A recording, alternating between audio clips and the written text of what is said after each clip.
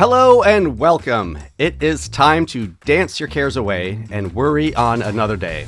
It's time to let the music play down in Open Pike Night's prime direction, where we talk to the directors who pull the strings of your favorite Strange New Worlds episodes. I'm your host, Cameron, and let me introduce my co-host, a man who holds Grover from Sesame Street in equal regard to Spock, Jesse Bailey.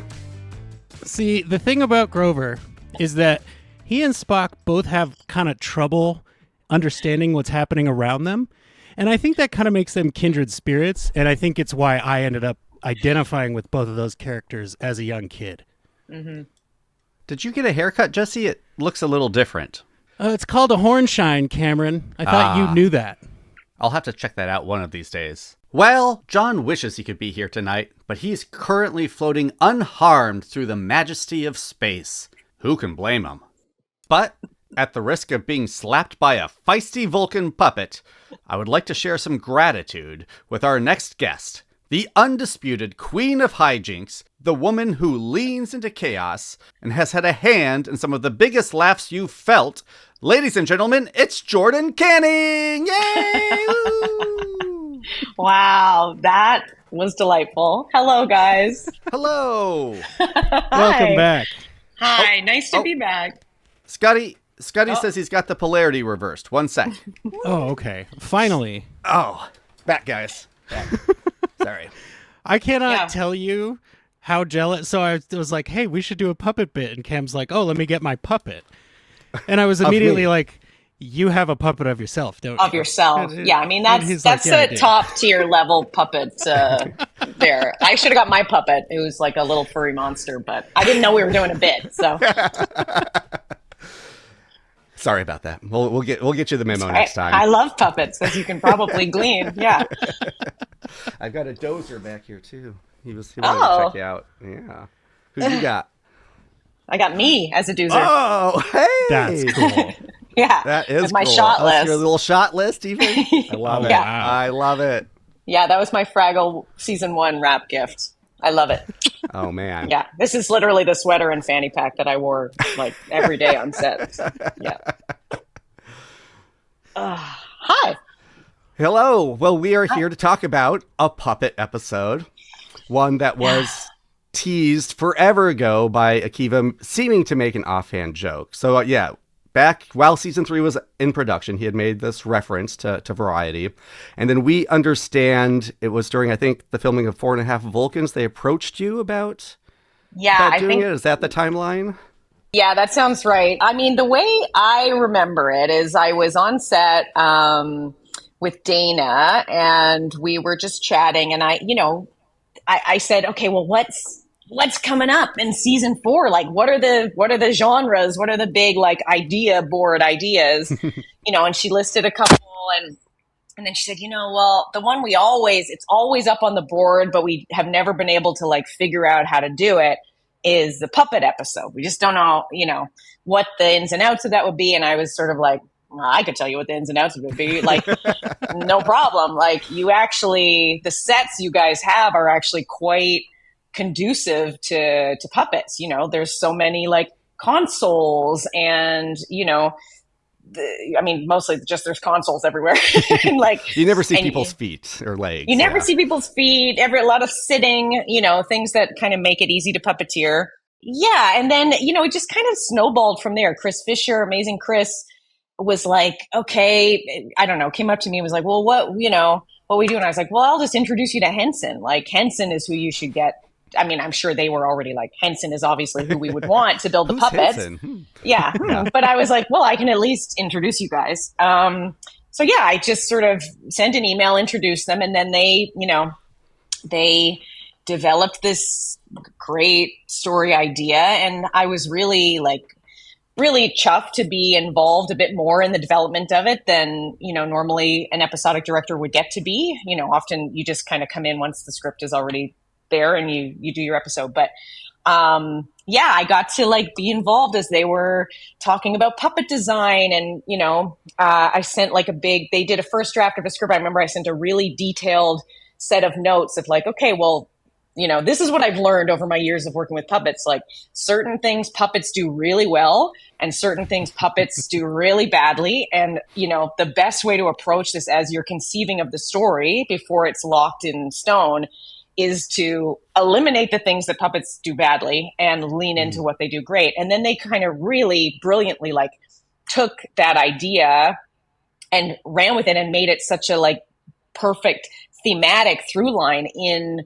the episode itself, which is like, yeah, puppets are really bad at some things, but if you embrace the things they do well, then Bob's your uncle. So, Henry and Dana wrote this amazing script. They always write the best scripts. I mean, I've been so lucky to just get the greatest episodes to work on. And, and so it was really a melding of two worlds. Like I worked on Fraggle Rock for 2 seasons with Henson, and then Fraggle and Star Trek I'll never say which of the two are my favorite because I love them both so dearly. Sophie's choice. Yeah, I would never I don't have to make that choice.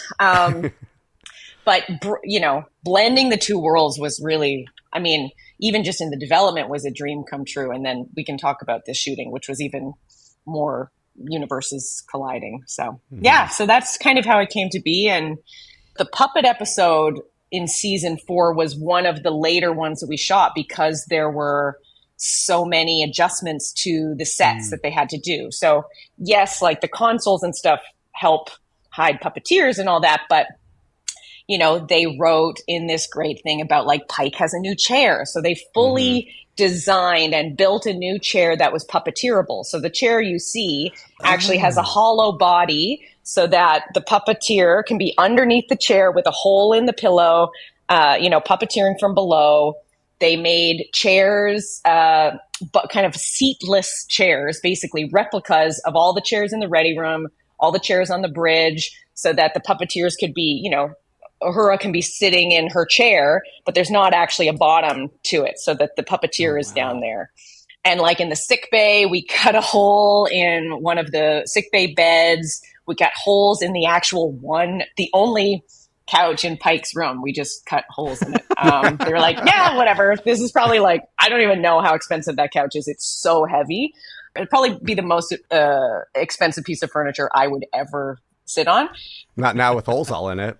Not now with holes. So they really the art department had to, start thinking about these things early on and designing them and working with the puppeteers to kind of design them. Like the chair, I remember there were a couple of iterations of it where we actually got Frank, who puppeteered Pike, to climb in and be like, actually, it'd be better if, this was like that. Oh, wow. And, yeah. So it was a process. I mean, I saw an interview that Akiva and Alex did where they were like, this was the most complicated episode we've ever done. And I agree. It just, it's because also it just takes, if you haven't worked in the puppet world, there's just a big learning curve of these things you never have to consider with human actors.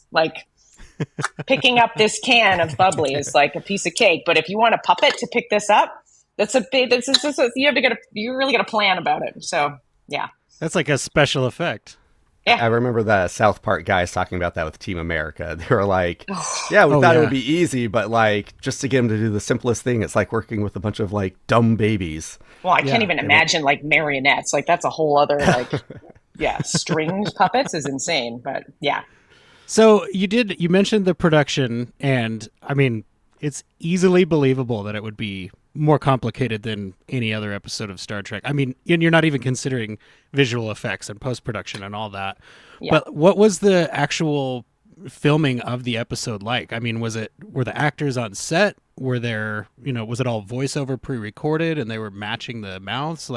How did that all work? There was a lot of discussion in prep about the best way to do this. Often, the way we did it on Fraggle, when we had a guest star, for example, because lots of, there was always 1 or 2 guest stars on a Fraggle episode, and they would do a kind of pre-record performance of how they would do it, and then the puppeteer would listen to it and kind of learn the rhythm of the voice, and then, basically do an imitation, make it their own a little bit, but try to kind of embody the essence of it.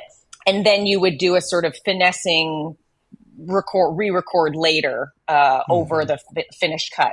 And we went back and forth about that a lot. And obviously with the schedule of shooting, it just like became pretty apparent that like recording all of the actors' voices ahead of time was not realistic. We did pre-record some, like we did Pelia and Scotty. Like we offered it up to the actors to be like, do you want to do this? But a lot of them, because the puppeteers came in, the puppeteers are all geniuses. I worked with them all on Fraggle. They're incredible. And they also like they already knew and loved the show, and also just like take it so seriously that they learned by watching the episodes and learning the characters. And then they had conversations with the actors, and most of the actors felt pretty like confident that, okay, I think I'm in good hands with this puppeteer. So how we ended up doing it for the most part was the puppeteers performing it on set, and then we ADR'd everything later with the actors, which, you know, it's hard when you usually, like when you're like on Fraggle, you know, 75% of the voices of the puppets are the person performing it. Mm-hmm. So you're not usually ADRing the entire thing. Sometimes, I mean, you know, there was like an episode of Community where they kind of did a similar thing where like everybody turned into puppets, and I don't know how they did it on that, but the way we did it, I think, worked quite well for what we needed to do. And with just the realities of production, like the actors weren't gonna, some of them came to set sometimes, but it's like, also, what do you want to sit around for 12 hours while someone else is performing? It's like, you know, at a certain point you go, okay, great, they got it. I'm going to go live my life, you know, to kind of get an episode off. And at that point in the schedule too, they were like picking up shots from other episodes. It was like dovetailing near the end of the season. So there was plenty for everyone to be doing. So yeah, that's how we did it. The puppeteers worked really hard to learn the voices, and then we recorded everyone after. That's really cool. And speaking of the voices, did you direct the actors to deliver their lines differently as puppets? Did you help them find their puppet performance? Yeah, there was a bit of back and forth on that. I sat in on the first ADR sessions we did with everyone. Like, I did the initial first pass with all the actors on Zoom, basically, in the booth. And then once I delivered my director's cut, you know, it's sort of out of my hands. I think they did go back and kind of change some of the performances. You know, it's tricky tonally, like to know, what do you mean? okay, like, because initially I think we all thought, okay, well, this is like a Star Trek episode. I mean, it's obviously a funnier Star Trek episode, but we wanted to play it all really like real and grounded. And like, this is what the real Lon would say. And this is what, you know, the real Pike would say. And I think possibly what happened was, in watching it, they go, okay, maybe they do need to be puppetized a little bit. So I think I watched the cut and I was like, okay, I see they went and they tweaked and sort of fine tuned some of the performances. And I think also, you know, those actors work so hard to build these characters. I think it's tricky too, to kind of, it's not that you're fully locked in with what the puppeteer does, because a puppet is very forgiving. You know, like, it's not so precise that you can't change words, change rhythms, change a lot of things. So I think that initial pass, maybe there was like a bit of a feeling of like, oh, I have to perfectly kind of emulate what they did on set. And then in the second pass, there was a bit more freedom to play around and be like, actually, I want to say it like this. And so they were able to kind of like fine tune it to their own taste. Yeah. That's interesting, because I like, in particular, Anson Mount's puppet performance. I'm like, he is having a blast, but B, it's almost like he's doing an impression of his own Pike character. Like, he like pulled the gravitas out, but kept the sincerity. And it's like, it's really impressive. Well, like, each character seems to kind of, like, Uhura just seems like she's just gone up in pitch a little bit. Pelia is 100% exactly the same. Yeah. Oh, yeah. Scotty's just a little more manic. Yeah, Pelia's already kind of a puppet, you know, like. We'll talk about the Pelia puppet. Yeah, I mean, the Pelia puppet is a scene stealer. So they all leaned into it. And I will say, like, the Scotty puppet and the puppeteer who performed him, like, I thought really nailed Scotty. And I think kind of they had a bit of a mind meld where he got Scotty's rhythm really well. I don't feel like Martin changed too much about that performance in the end. Yeah. Mm-hmm. Scotty's already kind of like at 11 at all times. Right. You know? Yeah, right. We just were like, he's even more stressed, than usual. So you were saying you were brought on because of your experience working with puppets in the past. Coming into the production, was it pretty much what you were expecting, or was there a little bit of like, oh, puppets in space a little bit different than I expected? Well, I mean, they wrote some really ambitious scenes. I mean, they wrote the fight scenes in particular, like way more, are very complex. Like puppet no fist stunts, fights in Fraggle Rock. Generally not. The kind of a stunt you would do in Fraggle Rock would be something very silly, where it's like, okay, one of them like flies across the room or something. But these were like meant to feel like real choreographed fights, and those were hard. And you know what? It was pretty much what I expected, because what I expected was, okay, this is going to be hard. It's going to be so fun. Everyone's going to have so much fun. Everyone's going to learn so much really quickly. Like I would say the first like 2.5 hours of day one, the crew was just sort of like, what? Because there's all these other things that have to happen with puppets. It's like, you're not mic. Well, I mean, you do. You mic the puppeteers and stuff, but there's no hair makeup. But there's the whole like puppet wrangling team who has to come in and like, okay, Pelia's hair is in her face or the eye fell off. You have to like do all that. And then also you have to set up all of these monitors. Like that's how the puppeteers are doing their performance. So we block the scene. We go, okay, this is what the shots are. And then they're like, okay, I'm going to need a monitor here. And I need a sandbag under my back because I'm like down here. I need a little like wheelie thing. There's all of these sort of technical things that come along with puppeteering, especially on a set that isn't built primarily for puppeteering, where you have a lot of sort of space and you're working off the floor. But I would say like 2 hours and 35 minutes in, everyone was like, okay. And they were on it. And like, our dolly grip was like giggling. And like, I will say it is so joyful. I know that everyone had so much fun on this shoot because like, it's just so silly. Like you look around, you're like, what are we doing? What is our lives? If you yell something at the puppet, I'm like, okay, Frank, I need to do this. He'll like answer you as the puppet, and like they'll chirp back to the crew, like the second AC will come in and like do the slate, and they'll like talk to them, and they're it just really is joyful and fun when there's puppets around. Like even though it is stressful and like there's so many things that just like can go wrong and suck time out of a day that normally, you'd be like, oh, this would be so easy if it was just people. It is always worth it because it is like, it's so, I always say like the dumber, the better with puppets. Like, how can we make this dumber? Because that is what puppets do best. Like silly, fun stuff. And yeah, so it was, I would say the most stressful days were those two. We did 2 full days on the bridge of that big kind of fight scene at the end.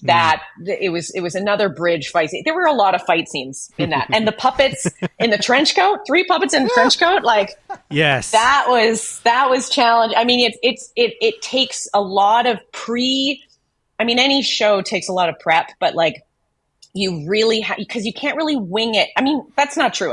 The puppet wrangling team is like, they're absolute geniuses. And so are the puppeteers. They're always like, they're so good at problem solving. And if something's not working, they're like, okay, we'll figure it out. We'll try something new. And they can fix things on the fly and change things and de-rig a puppet and put it on, stick it on a stick, like whatever you need.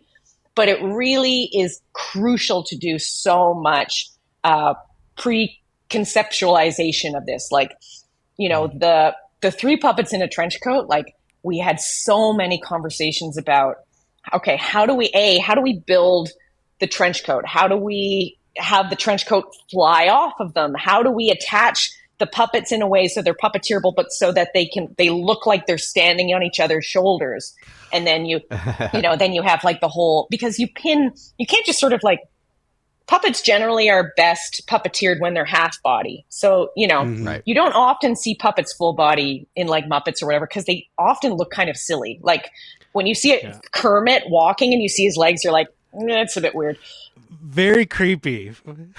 It's weird. It just, they don't look quite right. It's, you want, this is the puppet. Hello, what's up? Yeah. Da, da, da, da. And it's like, yes, it makes no sense. Their feet would be 4 feet long. Their legs would be long, but we all believe it. And it's also easier to puppeteer because you don't have, it's just, I don't know, whatever. It's easier to puppeteer when it's half body. So when you add the limbs on, okay, so now you've got all 3 of them with limbs.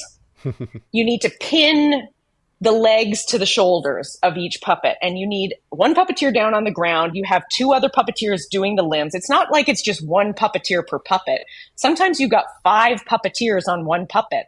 Like when they're flying in space, you'd have 1 puppeteer doing the hair, 1 doing the arms, 1 doing the legs, 1 doing the body. Like it takes a lot of people to make 1 puppet feel alive.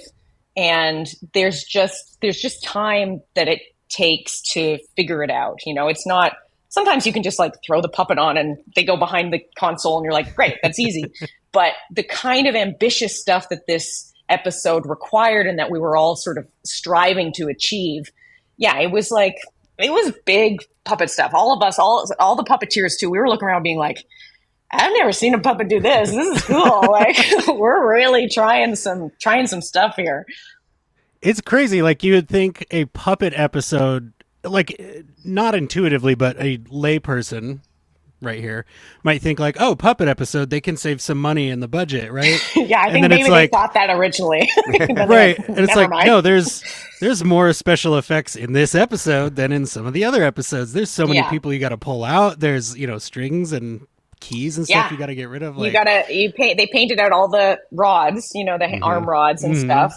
We actually did a pretty remarkable, I think we all thought we were going to have to paint out way more puppeteers than we actually did. Like we did a pretty incredible job. Cause like when you're going to see the full body puppeteers, you put them in like a green, morph suit basically, and you paint them out and you do a plate and all the stuff you would do, any VFX stuff. But man, the puppeteers are so good at hiding and figuring out ways to like do things practically, and you kind of like rely on VFX only when it's necessary. Other than like having to paint out rods and stuff, again, there's no money that was saved making this episode, but I do think like some of the money shifted around maybe from like, where we thought it would be. We thought, oh my God, we're going to have to do so much VFX on their full bodies. And it's like, no, we didn't have to do as much there. That's really impressive. How many puppeteers did you hire? On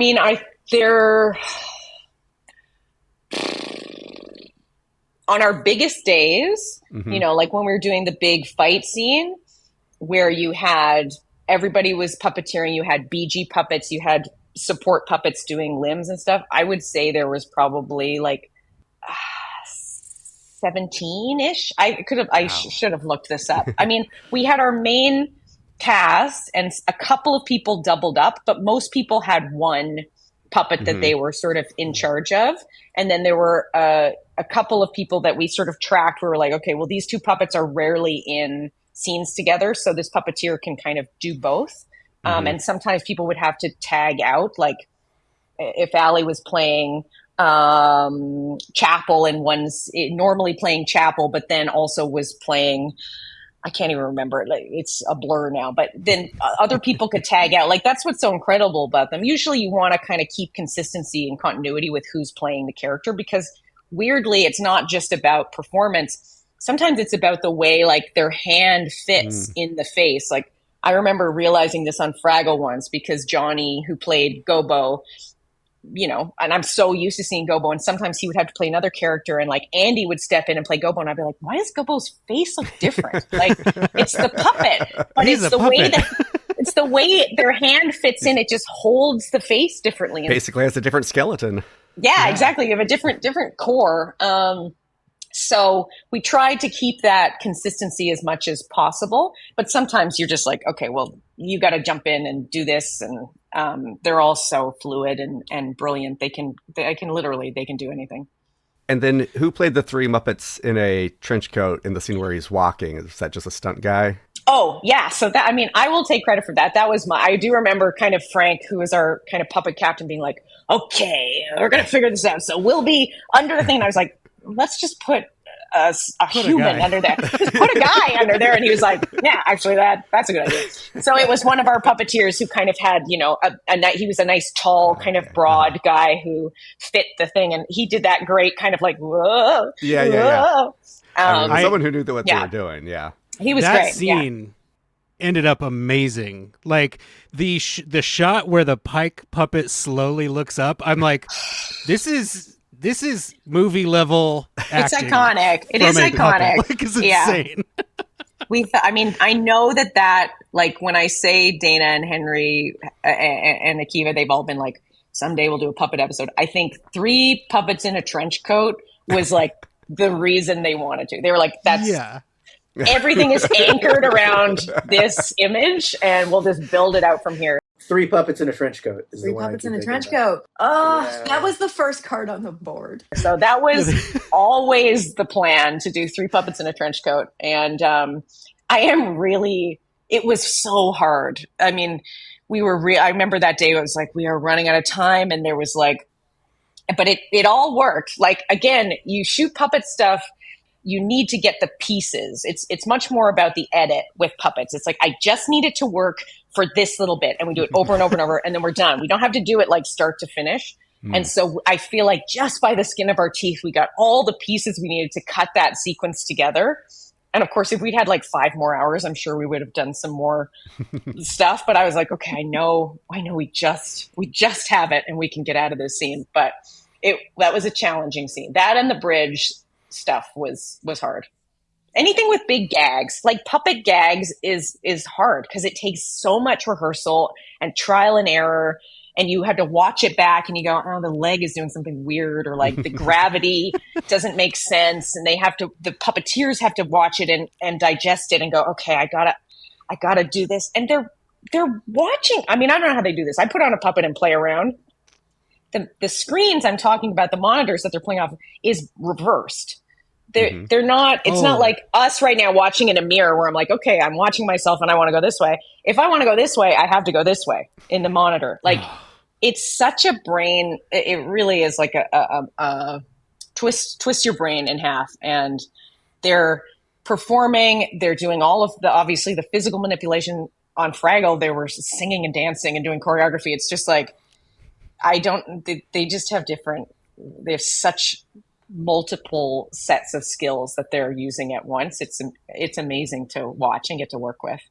I am incredibly happy that we got this episode because you're right. Like, I think a lot of that is evident in all the performances, because you were saying earlier, we wanted it to be grounded and feel like these characters. And there's no moment where you're watching a puppet, but you're never like, oh, that's, Anson didn't read that line, or, this, that, or the other thing. It's like, it all feels accurate. And kind of to that point, like, these puppets, and we'll get to the Pelia puppet, but these puppets, they look like these people, right? Like, they're incredible. I mean, Henson doesn't fuck around. They Right. are the best of the best, and they made just these incredible puppets. Like, they worked for months making these puppets, like, down to like what their, the specifics of their hair. They got the like, our amazing wardrobe department sent them the fabric that they use, and they built all the mini little, like, it's all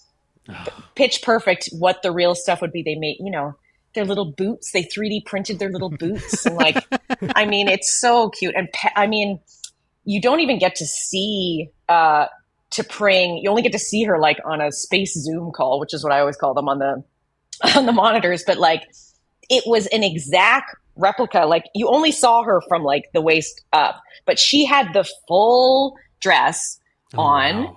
And then they made the exact perfect mini replica and like the neck piece and these earrings. Like, it was incredible. Yeah. I mean, and then the pet. Okay. Are you ready to Let's get to talk Pelias? Pelia. Let's get into Pelia. I mean, so Scott, who is like, did like the main design of this. Scott he's amazing. Scott is one of my favorite people. And he pitched Pelia having this tube hair, like, early on, because pretty much everyone else has normal hair. It's like kind of human looking hair, like, as they would. They didn't have sort of like, feather hair or felt hair or whatever. We talked about like, should they have sort of yarn hair? We're like, no, we want them to feel real. Except he just pitched this tube hair for Pelia, and we all were like, yes, it must. This is correct. It simply must be the tube hair. And, her proportions are insane. Yeah. Like, Yeah. she is the most adorable. Like, she's half the size of the Pike puppet. Like, when I get to start posting pictures in a few weeks, it's very exciting because, I have pictures of them all lined up together, and like Pike is the biggest one, and Pike and like Una are quite big, and then they sort of get smaller, and then literally like Pelia is just she's just a tiny little puppet with this huge head of hair that constantly was just bopping around, those big lips. Like, God, I love that puppet so much. And Ingrid Hansen was the puppeteer, and it could have been no one but Ingrid playing her. Like, me and Frank were just like, well, obviously Ingrid is playing Pelia. Like, there's no one else. Ingrid was on Fraggle. She played Lanford. I don't know if you guys watch Fraggle, but she played all the kind of like weirdest little creatures. And, it just is such a kind of like visceral, amazing puppeteer. And she just became Pelia from the get-go. Every time she had the puppet on, she was just like, I'm Pelia, Anyway, it was Pelia won every. She won every scene. She stole every scene. Oh man. Yeah. I mean, once she showed up, it was like a whole new episode. I was like, I was on board, but now I'm buying extra tickets. Yeah, and I was quite pleased when we revealed her, like, because you don't see her in the opening. Obviously, you see everyone on the bridge, and I remember we were shot listing the ready room scene that comes right after the opening credits, and I was like, okay, well, we want to show everyone, and then I was like, oh, this is great because she's so short. You come over to an empty frame and then have to come down and find her, and I was like, oh, everybody's gonna love when we find Pelia. Yeah, it's very like beautiful that you're almost puppeting the camera. Like, the camera becomes a character here because it's like, oh, this is how you would experience this, and it's like, yeah, it's amazing. And we always ask actors, and we tell them, you don't have to answer if you don't want to, but are there any props that you brought home? Like, is there anything you couldn't let go of? Are the puppets considered a prop? Oh, they are locked up in a vault. They are in a CBS vault under lock and key. No, then nobody gets to touch those. I swear, when we wrapped, it was like an unmarked van showed up and like wrapped them all up and like drove them away because they're quite precious and they were quite expensive to make. So like, no, we didn't get to. No, nobody gets to keep their puppets. Not on this one. I hope the puppets tour or end up somewhere where people can see them, puppet like spin-off a or like or something. I mean, like, it feels like we do web series, like anything. Like, those puppets exist now, and they got to be used for something. They can't just sit. The in a world vault deserves forever. them. Yes. Yeah. They're well, and God, you know what? I didn't watch after. Did they do the after credits scenes? Not on the screeners. So Okay. I'm hoping in the final version we'll have seen them by the time this airs. Yeah, it's funny because we shot. Well, I guess whatever, we can talk about it, and then it doesn't really matter. We shot these we shot these improvised, or they were sort of improvised. No, Dana and Henry sort of whipped them out, or maybe Bill. I can't remember. Bill and Henry and Dana all did this, which was like Pelia and Scotty in the engineering room, just kind of like silly little kind of like runners. Mm-hmm. And we shot them all in like an hour or something. And they were so delightful. And I just realized, I was like, I can't remember if they played them after credits or not. Well, now we know to fight for them to see the light of day. Or just put them out online. Or maybe they'll just release them online as like a DVD. funny, because just even seeing them, I mean, I know, we don't have the sets to play with anymore, but just like letting them goof around as the puppets it's fun. It's just, you get a little bit more time with these characters. Yeah. Well, speaking of, people are watching this after the episode came out. They can go and see your photos right now if they wanted. Where would they find those? Oh, on my Instagram, JJH Canning. Yes, that's what it is. Perfect. Yeah, I've got like so many videos and photos to start just spamming everyone's timelines with. Been sitting on them for a year. Oh, I cannot wait. So to dive deeper in the design, though, like, were there any characters that were harder that you went through multiple Yes. iterations? Some were easier. Like, who were part of those conversations? I feel like kind of Pike and Una and kind of everyone except Chapel and La'an actually went through a few different iterations. And we didn't start building them, just in sort of design, conceptual level. We went back and forth on them a bit. Like, I remember Chapel's first version had like kind of like more of like a Sesame Street nose, like a kind of orange, like honk nose. And we just sort of sat with it a bit and we were like, I don't think she can have that kind of nose if everyone has like a normal nose. Yeah. And you go through a lot of back and forth design briefs with Henson. Like, they send them and then, you send notes and and then they start building it. And then even when they're building it, there's still room for adjustments. It's amazing. They send you, I remember, we were getting weekly emails with like progress photos of like, here's just like the foam head shape of one of them. And what do you guys think of this? Or like, here's 2 different tones for like Pike's hair. And like, here's different styles for Pike's hair. Like, what do you want to do? Do you want it to do this? And so they care so much and they work so hard to make exactly what, is in your brain come to life. So, yeah. But some of them looked exactly the same right from day one. I feel like Pelia kind of was like, that's Pelia. It was probably like a napkin sketch that Scott did. And we were like, yes, that's it. Yeah. Just make that real. Yeah. Yeah. So you mentioned the space Zoom calls, which I think is a great shorthand because nobody doesn't know what that means. So did Adrienne Holmes actually get to talk to puppets as April, or was that filmed entirely separately? No, that was just filmed. I think I was reading with him, possibly. We did all of the, we did them all in a row. Actually not all in a row because we just switch out the sets. But yeah, no, we had to do the Orions and T'Pring and April all as like just sort of straight to camera, their own things. I'm sure he That came makes and sense. saw the puppets just to Right. get a taste of it. Yeah. Because I would think otherwise this is going to take 40 takes. Like he He would would be just so be serious. Exactly. You'd just be laughing and you'd just be like, you'd give it away. But I mean, it was funny. I remember doing that one with April because I don't know if he'd seen the puppets. The first take or two, he played it so serious. And I was like, hang on a second. Let me just reiterate. You are looking at an actual puppet. Like, this is insane. Like, you can play how absolutely absurd this is. And he was like, oh, okay. And then he kind of, loosened up and was like, oh yeah, this is, like I said, like, it's dumb. It's so dumb, but it's so good. It's delightful dumb. And also, you're just a figment of Spock's sleep stage brain activity. Sure. Yeah, maybe. Sure. Oh, yeah. okay. We'll discuss that final scene then. But before then, I want to get back to the puppets because there are more puppets than just the main cast. Yes, Some of there my are. favorite moments of this episode are just the cuts to chaos Yes, and all me the other too. people. Are there any cameos that showed up, like when they designed all the other puppets? Like who?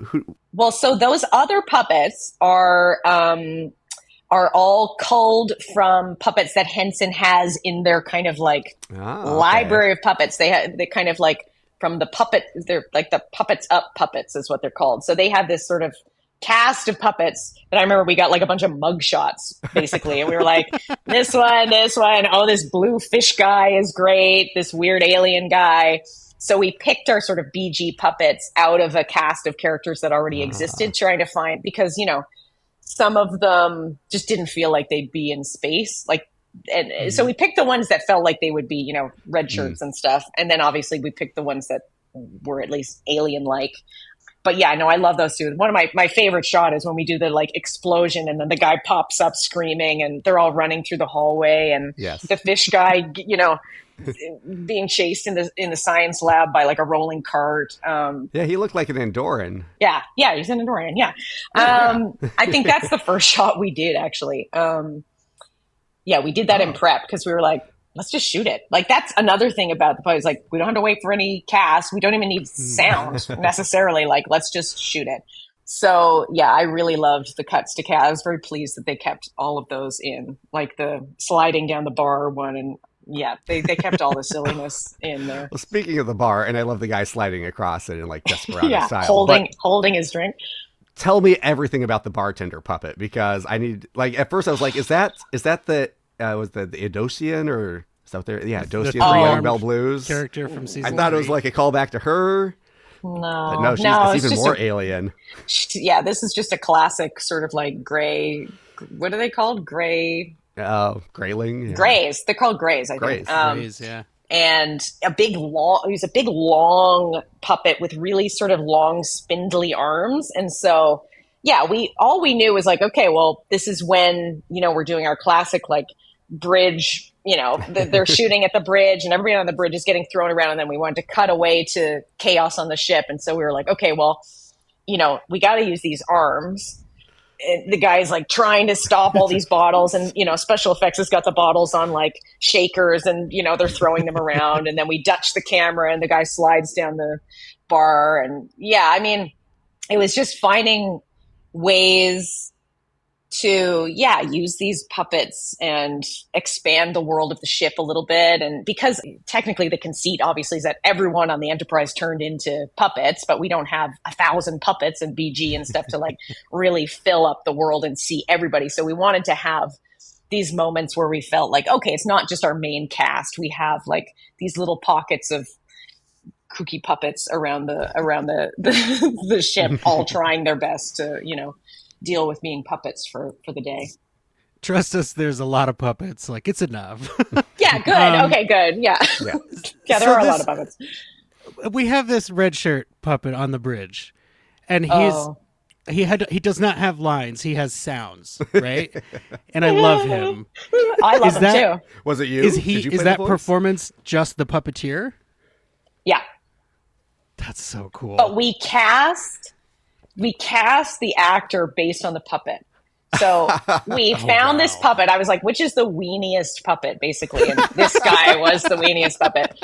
And then we cast an actor based on him kind of looking like the puppet. And yeah, it was great. He was perfect. It was early on in the process where it was like, let's have a red shirt that just keeps getting the crap kicked out of him. Like, because they can't be killed, really. Like, let's see him, get demolished and And then I'm so happy with how it worked out with like him getting shot through the stomach and then the final shot of pulling through the hole in space. I was really proud of that. I was like, there's just enough of that little weird red shirt through line that he feels like a full character in this journey. Him. I love him. Yeah, he's so great. Yeah, he's like a little wiener who's just scared on the bridge all the time. The guy's agent called him like, we need a wiener stat. And... Well, the actor's not a wiener. The puppet's a wiener. Yeah. Right. But can you play wiener? And he was like, no problem. I got it. Did you get to pitch any story ideas since you were working on this so early in the process? I mean, I do feel like some of the red shirt stuff I had pitched. God, I can't remember. It all gets such a soup by the time it gets made. Yeah, I remember like the first draft I remember reading being like, okay, this is some of this is not possible. So I think I did pitch some alternative things to do that just felt more kind of like achievable. And they made their way. Some of those things for sure made their way into the script. But I mean, like, who knows? It's a big stew, Yeah. So everybody knows the classic Muppet or puppet conceit, right? Is everyone's a puppet except for one character. Yeah. Now, we have 3 non-puppet characters in this, and you have some amazing guest stars in this episode. Incredible. And actual like Muppet Mayhem alums. Rachel Harris has been in Star Trek before. Like Joe Latruglio. Like, just talk about working with them on what. Like, I think it would be a tall order for most actors to come into Star Trek anyway, but to come into arguably the most absurd Star Trek episode ever and just fit right in, and be painted fully like head to toe green. I mean, I think Henry wrote wrote it for Joe originally. Like that's who he was picturing in his head. And when we were talking about casting, he was like, well, I mean, that's who I picture. And I was like, I mean, I would die to work with him. I like, Wet Hot American Summer is like, in my DNA, and like, obviously love Brooklyn Nine-Nine. I mean, he's so good.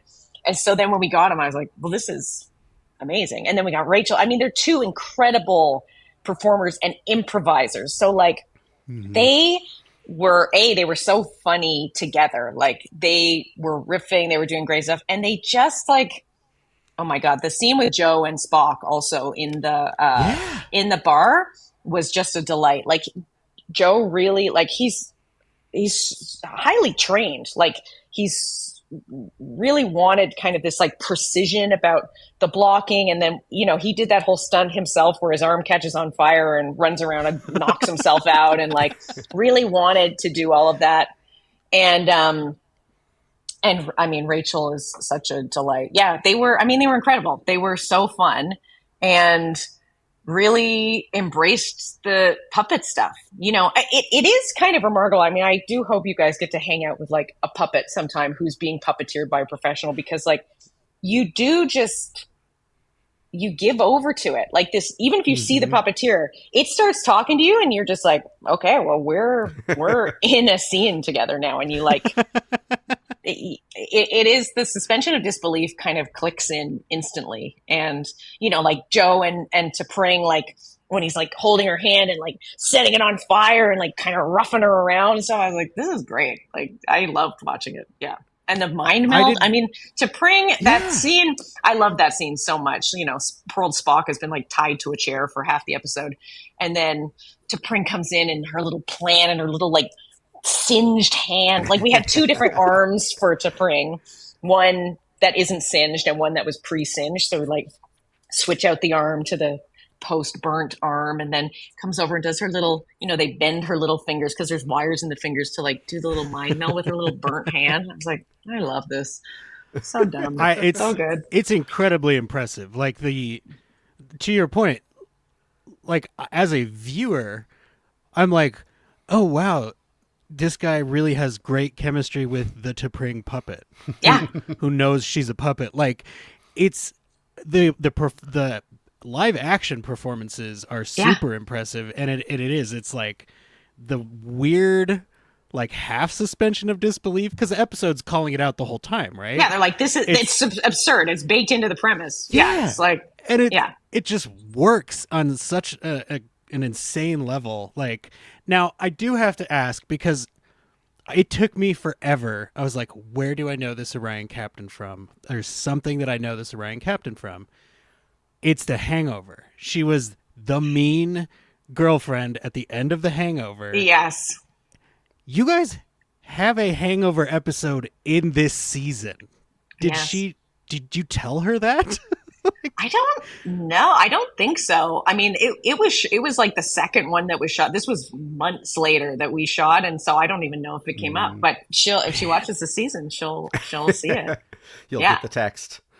Well, speaking of the chemistry of Spock and T'Pring and his many other loves, you've directed a lot of the key moments in Spock's relationships over the past few seasons. Do you feel any sort of responsibility or ownership to that character's dating life at this point? Like, I would never say ownership. I feel very, very blessed that I got to carry Spock's kind of emotional, romantic, human through line over these episodes. Yeah. I mean, I adore all of the episodes that I got to do. And it does feel very complete what I got to achieve with Ethan and Spock and, with Chapel and Lon and kind of all of those, and then bringing it back finally to T'Pring, where we know he, eventually goes on. And yeah, I mean, I don't know if there's anything I love more than like a Vulcan romance. Like I find it very romantic. I find it like, it's kind of like catnip to me. So I felt very lucky to get to do so many Spock smooches and like, I got to do 3 great Spock kisses, I think. Which I don't know if him Yeah. and Lon kissed in mine, but they touched heads at least. They dance. There's like a They dance. I mean, the like, dance was both amazing. of them. Yeah. Yeah. Yeah. Well, and then T'Pring specifically, I want to talk about because I am a big T'Pring stan. I think Gia is knocking it out of the park with this she's character. amazing. This character Yeah. could easily just be like a paper cutout, stereotypical Vulcan, and she is imbuing it with so much that I'm rooting for these two, even though I know how it ends up for them. What's it been like working with her? You've worked with her on 2 episodes. She's so great. Yeah, I mean, it's kind of a bummer on the puppet episode. Like, she literally came in for, I mean, she was probably in the chair for 4 hours, but we shot with her for like, I don't know, half an hour doing that Zoom call, or like an hour. So, we took pictures with her and her puppet, and we hugged and we got to chat a bit, but really doing, charades was kind of when we got to really dig in together. And I mean, I've rewatched charades, in the recent, and you're right. I mean, she does some amazing stuff with it. Again, like the way that actors who are playing Vulcans find ways to like imbue it with like a little bit of humor or like wryness or anything that they find in there, I find it is amazing to watch. And she's so good at it. I always love that line where she's like, I am not hungry. She's just like, I can't deal with my mother. Like, even Vulcans can't handle that much time with their mothers. Yeah. Yeah. Okay, so you did bring up getting to do more than one Spock kiss. Yes. Yes. Tell us I was literally everything I was like, about do an this episode. kissing scene. Yeah, like I was like, this is the part where like you think to yourself, oh, this is what they would have done to Cameron's point in Team America. Like this is, but this is works. Is it not like it's so heartfelt? Such a heartfelt, genuine, like this is what I mean about what we really wanted was to ground this where it's like, I mean, obviously, yes, it's a puppet version of her, but you really feel like these two reconnecting in this genuine way. And the way that Ethan like takes her little hand and touches her it's so tender. And we shot the scene. Donna, who played T'Pring, who is like an absolute genius, was so good. And we were all watching this scene being like, this isn't beautiful. Like, both of them are so connected, and Ethan did such a great job. Like, obviously you could sit there and kind of get the giggles or like whatever. And he was just so tender with this puppet and like the two of them. And you just see the love between them. And you're like, what's happening? This is incredible. Yeah. This is a puppet, but you believe it and you do root for them. You're like, great. I'm so happy they're finally reconnecting. Yeah. The whole episode, he's just so kind. Like, he's always getting down to her level, and he's got his hand on her back all the time. He's very gentle with her. He's so gentle with her. Yeah. And that whole scene, because like, I'm like, they got to go for the kiss. Please go for the kiss. And you go for the kiss, and it is absurdly funny, but it is also touching. And then you pan up to the people floating in space, and that's the whole episode. I'm like, every hilarious Strange New Worlds episode, I'm at least in the feels, if not like full on tears at the end of them. Yeah. Everyone. So I was like, what's going to be the emotional heartbreak in this episode? And when they're floating in space and they're talking about like, we had to take that moment to really appreciate this. It was so moving. Like I felt chills. And then you pull back through the red shirt's hole in his chest, and it wasn't like I still felt the chills, but I was also laughing at the absurdity. Like, don't forget, these are puppets. Yeah, just I'm glad you're feeling things, but this is also very silly. Yes. So both of those scenes back to back worked really well in that way. Yeah.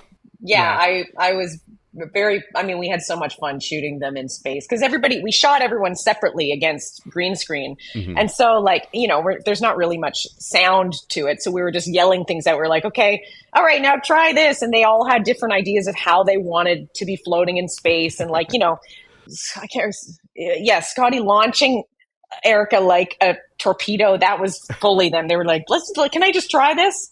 Puppeteers, they have so many ideas, and they just, we tried all these different things. And then of course in VFX, we sort of layered them all in and let them, they all just have so much different personality. Like, Pike is just sort of kicking back in space, and we got Una's hair sort of flowing, in the anti-gravity. And it was very delightful to do that. They write so much heart into these episodes. Yeah. We really care. You care so much about the characters, and even when they're puppets, you're like, I love them. That's I think to me, one of the impressive things about it, it's like, so this is, halfway through the season, and these characters have arcs they're going through this year, and it's like everything is nailed. Like even Scotty launching Ortegas as a torpedo, it's like, well, they're besties now. Like absolutely, they would do that together, right? They're playing, and it's like, and then Lon's entire arc of like, well, I can't hurt anybody if I'm a puppet. You're like, oh no, my heart, but also she's a hilarious puppet. Like it's the balance that you guys pulled off is insane. Like I mean, I think so that's the word I've to used hear. to describe it. We started this episode talking about like how is it going to be received, and I guess by the time this comes out, I'll have a bit more of a sense of it. But I just know like it was such a special episode to make, and like the work that went into it from like conception and writing and design, and how much Henson cared about it, and the puppeteers and the crew all rallying together, and how much fun we had making it. Like, I hope that joy really like lives on screen. And I know some fans are gonna go like, what the fuck, like, right. What have we done? You guys you're nuts if you think we're gonna buy into this puppet thing. But I do think like so many fans are gonna like love it. I hope that they just like embrace. I know it's wacky. I know it's puppets. We all know it's puppets, but like it's all so grounded in emotion and character and who these characters we love are, and it moves their arc forward, and I hope people like it. I'm sure some people won't, but that's okay. And if you don't, you've got like 960 odd other non-puppet Star Trek. There's so many other episodes you can watch. Most of Star Trek is not puppets. So yeah. I was telling Cameron before we started recording, like, as soon as this is available, I'm going to take the clip of Mbenga squinting at the Orion right before he fights him. That will be my reaction. Like, this is my face when you don't like the puppet episode, right? Like, it is so good. So good. Oh, yeah. I love that even Puppet Mbenga does like massive damage and like kneecap someone with knitting needles. Just like cut him in the back, stabbing him with the knitting needle. There was one shot that unfortunately got cut out because we ended up sort of recutting. The fight scene was sort of, we blocked it in a way where it was a bit more kind of linear. And then when we end up cutting it, we sort of like mashed it together a bit more. So everything was kind of happening at once. But there was this great shot we got that we couldn't end up using because it screwed up with the continuity of it. But after he kind of like, he looks up and then he goes, shing, and then he runs and he stabs the guy. There was a shot over him where he's hanging by the two needles and and then you kind of shoot, you rack focus through him to the guy on the other side going, huh? And I do wish we could have used that shot a little bit, but they can't all make it into the final cut. I'm glad we could hear about it here. Yeah. Now, it sounded like maybe you've got some Inception-like feelings on the end of this episode on whether it was a dream or not. Is that... I think I'm going to leave it up to, obviously there is that scene at the end, and that I think is what people are meant to be left with in some sort of like, canon way perhaps, but I don't know. I'm not, in my head canon, I can imagine this all actually happened. Exactly. I mean, there's that sort of strange, push in on little Ricky at the end. It's a little bit strange. I don't think one way or the other, it's personally definitive whether it was all a dream or not. But so you didn't do any directorial flourishes to suggest it might be a dream throughout? No David Lynchian little... No, certainly not throughout. Okay. Throughout, we're meant to believe it is all really happening. Yeah. Well, and I think what's most important, right, is even if it is Spock's dream, there's some part of him in the Wrath of Khan when he's got his hand on the glass that's remembering this puppet dream. And he's like, somehow this is the most appropriate thing for me to do right now. Right? I was pretty pleased about that. I do think that was actually my idea, was that little... Really? Yeah, and then I think they wrote the line in as the callback to it. But brilliant. Yeah, I love that scene too.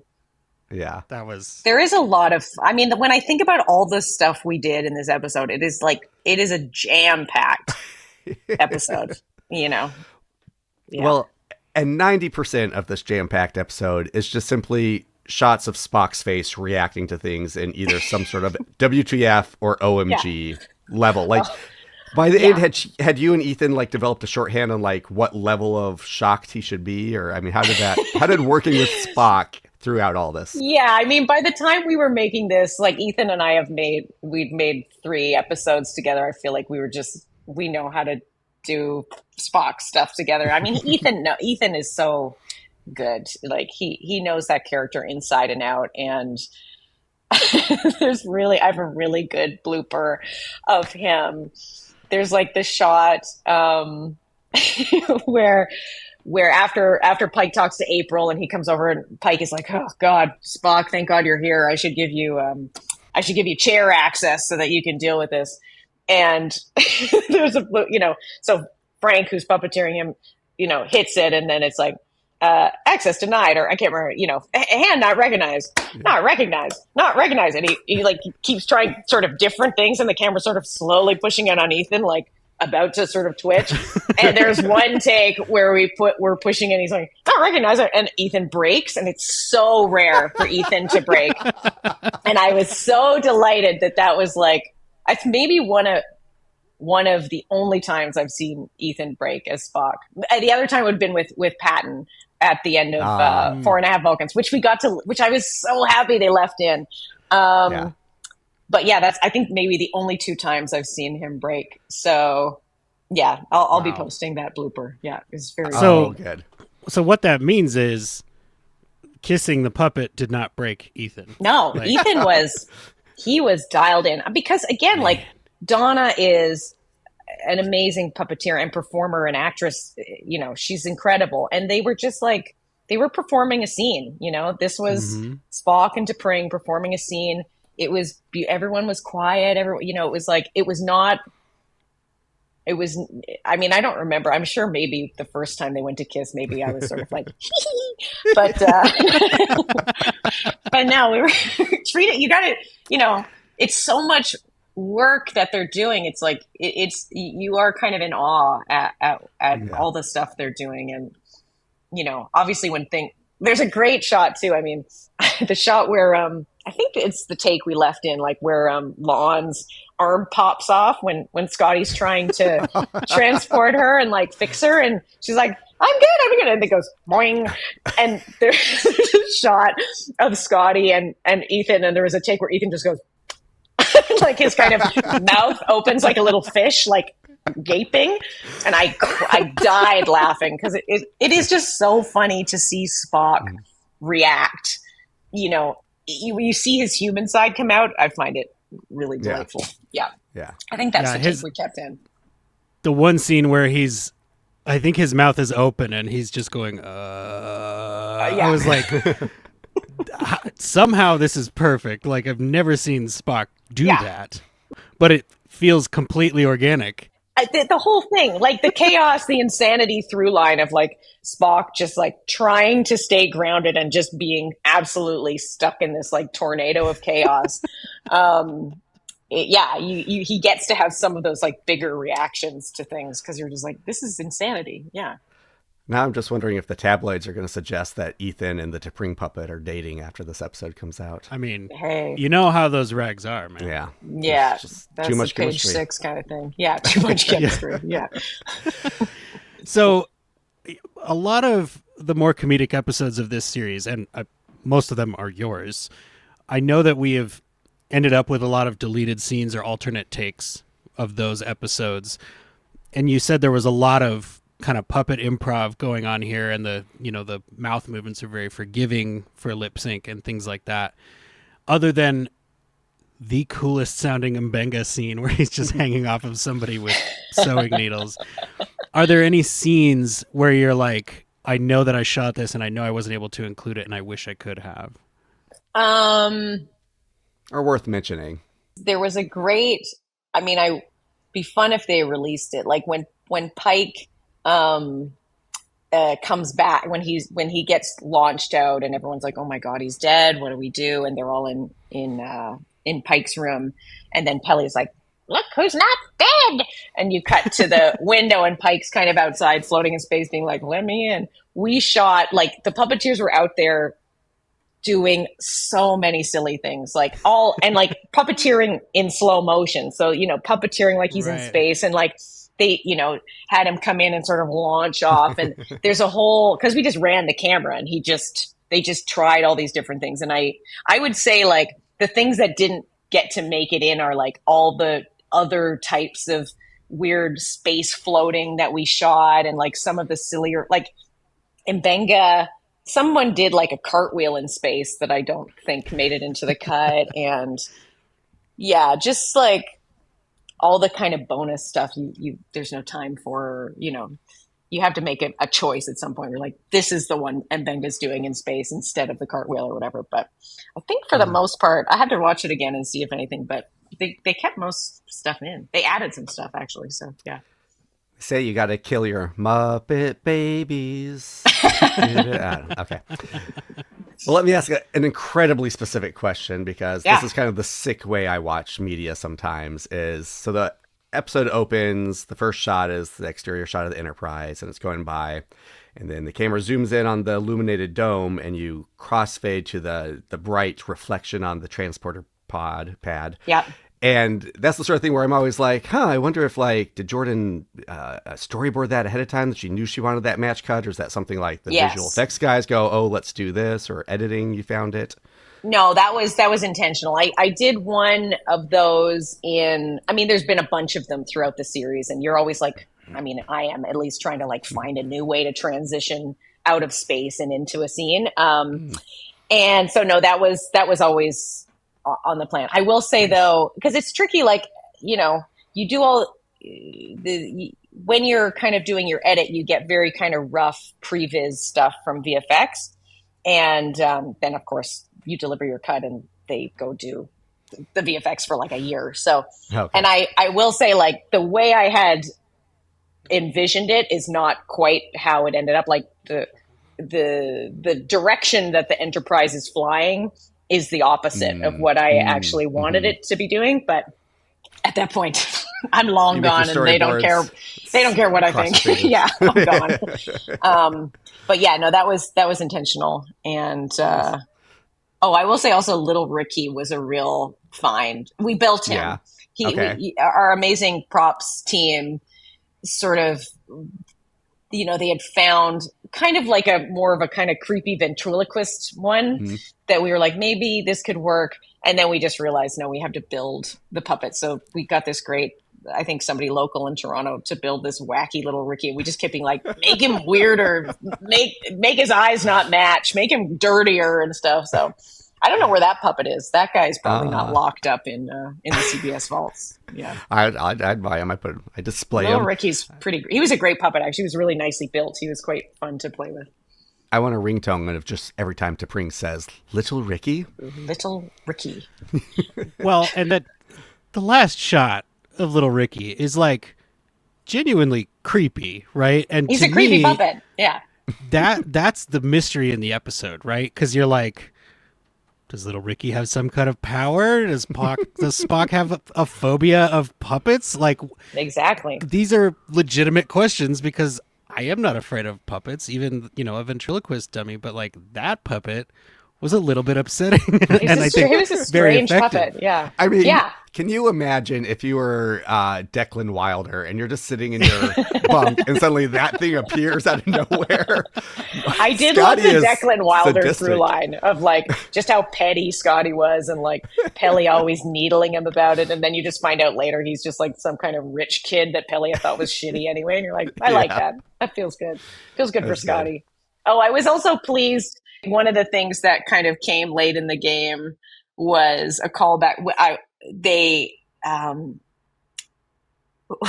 think actually it was our on-set props who was like, I think I can make this work. I think I can make Scotty's magnifying glass goggles fit the puppet. I loved that callback when we were, because one of the first times you see Scotty on the Enterprise, he's wearing those. And so I was happy we got to sneak that in. Any little like things you can mash from the real, the real set or the real props with the puppets was pretty fun. Mm-hmm. All the phasers that we built, fake phasers, small phasers that were lighter, and things have to be lighter for puppets, obviously. T'Pring carrying the armfuls of phasers. Like, just the visual of that is like the most adorable. But again, adorable, and you're like, what's hilarious, your plan to bring? Yeah, so silly. Where you're like, okay. kind of heroic. I was like, yeah, T'Pring, you're doing something. That was actually, I mean, proactive. that scene, that was a very tricky, because Donna, that was a oneer basically, like of them coming down the hallway. So Donna is like lying on, basically like a kind of dolly on her back, puppeteering T'Pring by herself. And also, so the arms are pinned like this. And then she's got the pile of phasers on a stick, basically. It's like a prop on a stick. So she's rolling with her, she's rolling with her feet. I don't even know where she must have had a monitor, like a small monitor attached to the dolly. And like, it's not like she wasn't on a track. So sometimes she'd be like, kind of like, so she like keep a straight line, perform with him, hold a kind of heavy prop on a stick. And like, I swear we did it in like 3 takes. Like, it was incredible. Like, not easy stuff to be doing. Yeah. We talked to Emily Hyde, and one of her favorite props to make was the torpedo that pins Scotty to the floor. God. Did she tell you how much it cost? Maybe that's why it was her favorite. Yeah. We kept calling it like I can't remember if we were calling it like the Mercedes-Benz of torpedoes or anything, but it was an immaculate prop. It was like beautiful. It was beautiful. I mean, I hope they used it for something else. Yeah. But yeah, that was a tricky one too. We had to we figured it out long before we were shooting it, but at first we were like, okay, we have to like get our puppeteer under the floor through a hole because the torpedo couldn't have a piece cut out of it. Like, if you were building this, if you weren't building such an immaculate torpedo, you would have built like a kind of thing with like a little mouse hole cut out of it so that you could just puppeteer underneath it. But that thing was not going to be broken or up. So we cut a hole in the floor, more like a trench kind of, so that our puppeteer was lying behind the torpedo, or here's the torpedo. So his arm could be under, puppeteering like this, and the torpedo is lying on enough of the floor to keep his arm from being crushed. But it was like a bit of a math problem to figure that one out. And it worked great. Yeah. And to go to all that effort and then just have the fix be, well, now he's not pinned anymore. He's fine. And I think we had it for sure in my director's cut. I'd have to watch it again to see if they left it in. I hope they did. It's always really fun with puppet stuff to use like a little bit of a cartoon sound effect. Like, I'm pretty sure we used like a little zip sound when he like slides into frame. Like, just a couple of those little like kind of puppet cartoon tropes really do help with the silliness factor. Yeah. Yeah. I was telling Cameron, I watched it again today, to help work on the outline and make notes. And it was like, when I got done watching it, my face hurt because I was like, there's no time to stop smiling, right? Like, there's no part of this where you're not like, these are Star Trek puppets. Like, they're Star Trek puppets. That's the characters. Delightful. Yeah. It was very amazing. So we do ask all of our directors this at the end of our interviews with them. We have to know, do you have a favorite single shot from this episode? Yeah, I mean, it's the final shot. It's Spock and T'Pring kissing and leaning out of frame and pushing past them and finding all the puppets in space. I loved that. It felt like such a kind of elegant way, to go from a really earnest moment to then kind of have the joy of them all sort of floating in space. I was really pleased with that shot. Yeah. Mm-hmm. Love it. And I have to ask, because I'm a big fan of your podcast, Mandatory Viewing. Oh my God. You're one of our 3 listeners.